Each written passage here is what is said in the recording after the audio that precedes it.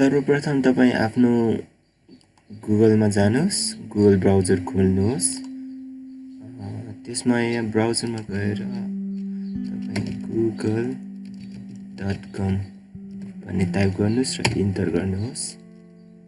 यस्तो पेज खुल्छ र यहाँ तपाईं नेपालीमा हेर्न चाहनुहुन्छ भने नेपालीमै आउँछ। यदि तपाईं नेपाली हैन इङ्ग्लिसमा हेर्न चाहनुहुन्छ भने इङ्ग्लिसमा टाइप क्लिक गर्नुहोस्। त्यसपछि यहाँ साइन इन बटन हुन्छ, यो माथिल्लो भागमा साइन इन बटन हुन्छ, यो साइन इन बटनमा क्लिक गर्नुहोस्। त्यसपछि यस्तो पेज खुल्छ, यहाँ क्रिएट अकाउन्ट भन्ने आउँछ, फर माइसेल्फ अनि यहाँ आफ्नो नाम टाइप गर्नुहोस्। अनि त्यसपछि थर अनि यहाँ तपाईँ युजर नेममा चाहिँ तपाईँ आफ्नो के युजर नेम राख्न चाहनुहुन्छ त्यो टाइप गर्नुहोस्। जस्तै म रुकेश त म कुनै एक टाइप गर्छु अनि पासवर्ड चाहिँ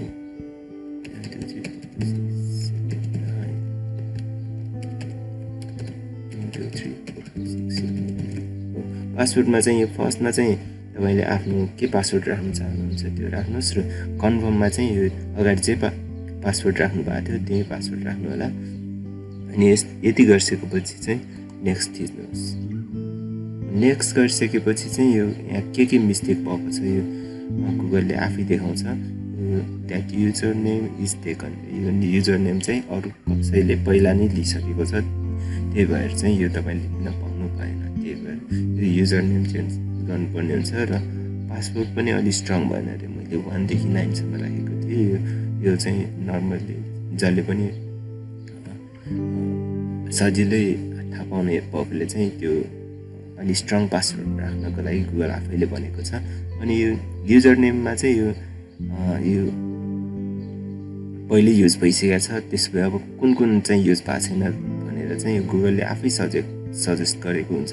प्लस तपाईलाई अब युजर नेम त्यो तपाईले जे युजर नेम राख्न लाग्नुभएको त्यो एभाइलेबल छ कि छैन भनेर खोज्नको लागि चाहिँ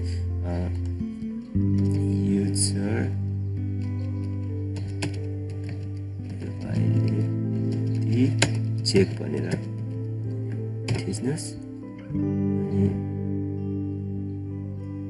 यसमा चाहिँ Gmail user availability यसमा जानुहोस्। अनि यो फर्स्ट लिङ्कमै जानुहोस् र यसमा टाइप गर्न सक्नुहुनेछ कि तपाईले जे युजर नेम राख्न चाहनुभएको छ त्यो युजर नेम एभाइलेबल छ कि छैन भनेर यसमा हेर्न सक्नुहुनेछ। जस्तै म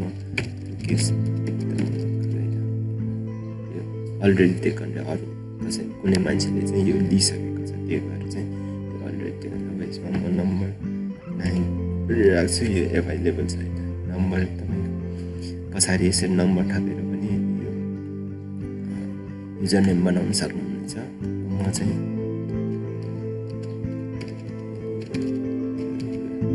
एभाइलेबल छ, त्यही भएर चाहिँ म आफ्नो युजर नेममा त्यो राख्न गइरहेको छु। पासवर्डमा चाहिँ अब तपाईहरुलाई चाहिँ मन लाग्छ आफ्नो स्ट्रङ पासवर्ड, जति सक्दो स्ट्रङ पासवर्ड राख्नु होला ताकि तपाईको एकाउन्ट चाहिँ अरू ह्याक नहोस्। त्यसमा चाहिँ तपाईहरुले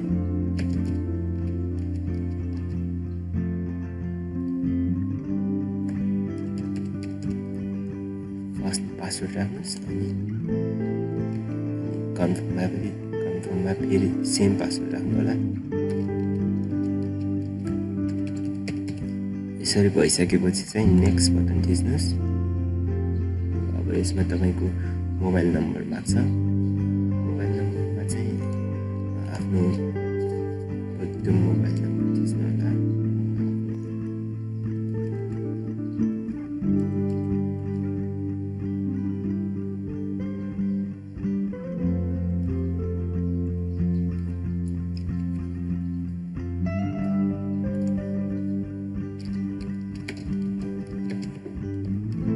रिकभरी इमेल एड्रेसमा चाहिँ तपाईको यदि केही गरी पासवर्ड बिर्स्यो भने चाहिँ अब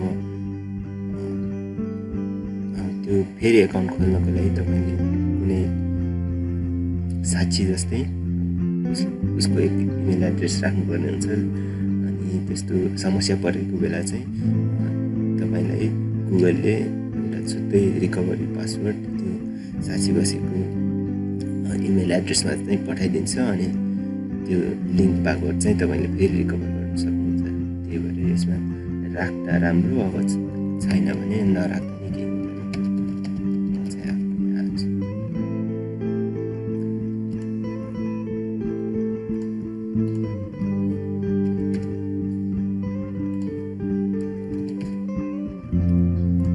हुँदैन।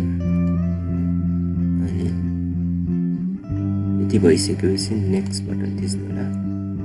अनि भेरिफाई योर फोन नम्बर भनेर उसले गुगलले चाहिँ तपाईको मोबाइल नम्बरमा एउटा मेसेज पठाएको हुन्छ, कोड। अनि यसमा सेन्ड गर्नुस्।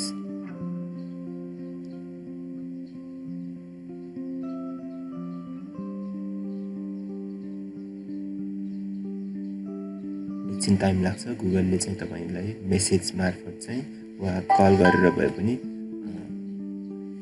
एउटा भेरिफिकेसन कोड पठाएको हुन्छ। यो भेरिफिकेसन कोड मलाई आइसकेको छ र म यसमा टाइप गर्छु 546366। भेरिफाई। यति भइसकेपछि चाहिँ get more from your number for example yes I am in भनेपछि नेक्स्ट यस्तो गरिसकेपछि आई एग्री। यति भइसकेपछि चाहिँ तपाईको एकाउन्ट बनिसकेको छ र gmail.com गएपछि